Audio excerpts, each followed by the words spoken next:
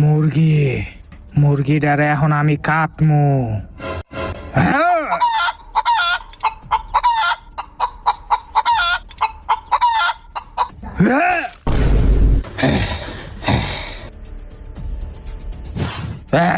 এই মুরগিটাও কাটা শেষ।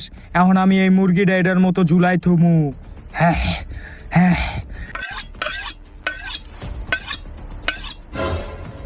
আমি কি এই সারা জীবন মুরগি কাটমু?